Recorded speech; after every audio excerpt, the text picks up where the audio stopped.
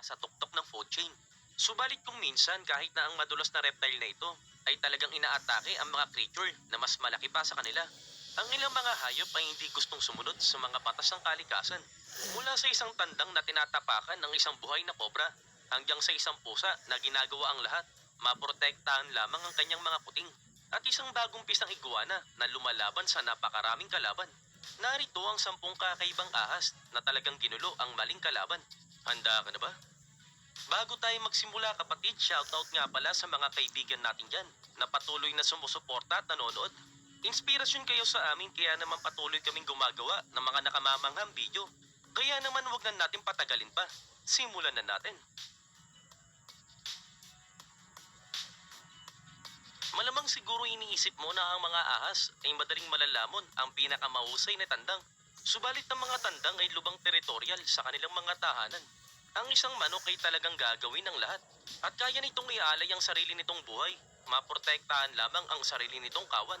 Kaya naman ang pagpasok ng ahas na ito sa home turf ng mga manok ay talagang hindi isang magandang ideya. Ang isang tandang na ito sa India ay nagpakita ng isang tunay na tapang. Nang mapatay nito ang isang kobra na sinusubukang salakayin ng kawan. Pilit na sinusubukan ng ahas na huminga.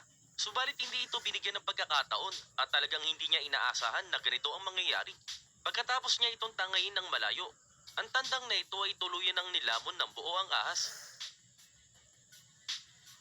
Wala nang mas delikado pa kaysa sa isang ina na nagsisikap na protektahan ang kanyang mga anak. Ang pusang ito ay talagang hindi nagbibiro nang ang isang nasa hustong gulang na python ay gumapang papunta sa kuweba na kung saan nakatira kasama ang kanyang mga anak. Una ang pusa ay naglalabas ng ilang dagundong upang bigyan ng babala ang ahas. Subalit nang nakapasok na ang ahas sa kuweba, ang nanay na pusa na ito ay pumasok na sa combat mode. Tumalon siya palabas ng kuweba at talagang pinaulanan niya ng matitinding pag-atake ang muka ng ahas. Ang ahas na ito ay talagang gumawa pa ng huling pagsisikap na subukang makapasok sa kuweba mula sa itaas. Subalit ang pusa ay mabilis na hinawakan ng kanyang ulo at saka naman siya nito kinapitan. Sa huli wala nang nagawa ang ahas kundi tumakas sa kahiyan. Kilalang kilala ang honey badger na pinakamarahas na hayop sa planeta.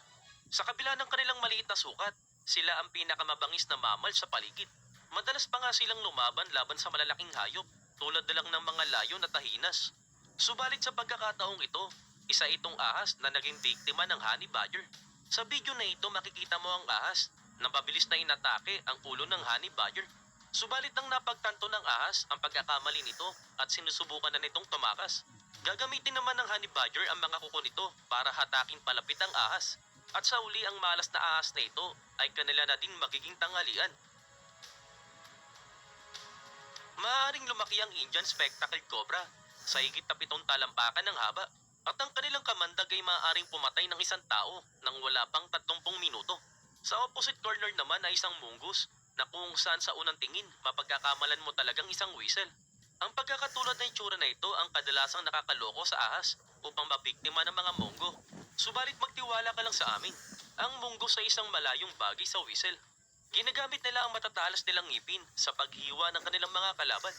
Habang ang ahas na ito ay palapit sa munggo, maglalabas ito ng ilang hises upang takutin ito palayo.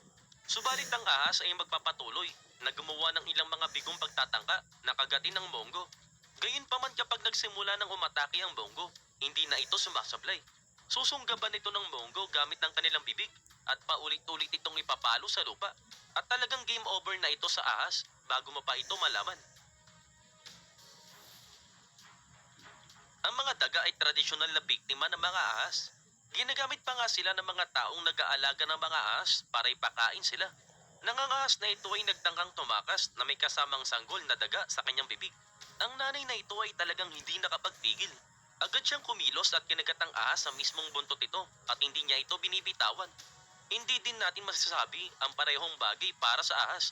Dahil sa sandaling makagat ito ng daga, ibinaba na nito ang sanggol at ito mismo ay tatakas. Ito ay talagang napakabihira sa ahas. Dahil karaniwang nilalamon nila ang kanilang biktima kagad, maliban na lang kung sila ay naiistorbo. Ang mga agila ay isa sa mga pinakakakaunting mga hayop na sa kabila ng hindi pagiging immune sa mga kamandag ng ahas, regular din nila itong pinangangaso. Nang lumipad ang agila na ito mula sa langit, ang oras ay nagsimula ng umandar para sa spectacled cobra na ito. At kahit na sinusubukang lumaban ng kobra, no match ito sa lakas ng agila. Hinahawakan ng agila ang ahas gamit ng matutulis itong kuko na kung saan kilala bilang mga talon at patuloy nilang tutusukin ang ulo ng kalaban. At sa loob lamang ng ilang minuto, ang ulo ng kawawang ahas ay talagang hindi na makilala. Ayon sa mga sabi-sabi, sinusubukan pa rin ng mga eksperto na alamin kung ano ang dahilan kung bakit gustong kunin ng sawa na ito ang isang alligator. Magsisimula ang sawa sa pamamagitan ng pagsisikap na kagatin ng alligator. Subalit, wala itong swerte dahil sa makapal at makaliskis na balat ng alligator. At kapag ito ay nabigo, gagamitin naman ng python na pambalot ang kanyang sarili sa paligid ng alligator. Subalit ang alligator ay lalaban at maghahatid ng isang malakas sa kagat. At sa uli ang ahas ay walang magagawa kundi umalis. Subalit isa itong A para sa pagsisikap. Ang baby iguana na ito ay nag-iwan sa milyong-milyong tao sa mundo ng labis na pagkabigla. Kung ang mga sanggol na tao ay hindi pa makakainom ng tubig hanggang sila ay maging 1 taong gulang na. Ang baby iguana na ito ay lumalaban sa daang-daang ahas pagkatapos itong mapisa. Ang baby iguana na ito ay talagang nahaharap sa isang hamon kapag kakailanganin itong dumaan sa isang daan na punong-puno ng ahas. Ang diskarte ng iguana dito ay daan-daan muna siyang maglalakad para hindi siya mapansin ng ahas. Subalit kapag sila ay nagkamali, daang-daang ahas ang lalabas sa mga bato at yungib patungo sa iguana. Sa ganitong senaryo, tatakbo ng mabilis ang iguana at aakit sa mga bato para hindi maabot ng kalaban. Kapag nahuli naman ng iguana, ito ay hindi susuko at talagang magpupumiglas para makatakas. Ang hedgehogs ay hindi ang unang salitang pumapasok sa isip pagkatapos mong marinig ang salitang vicious.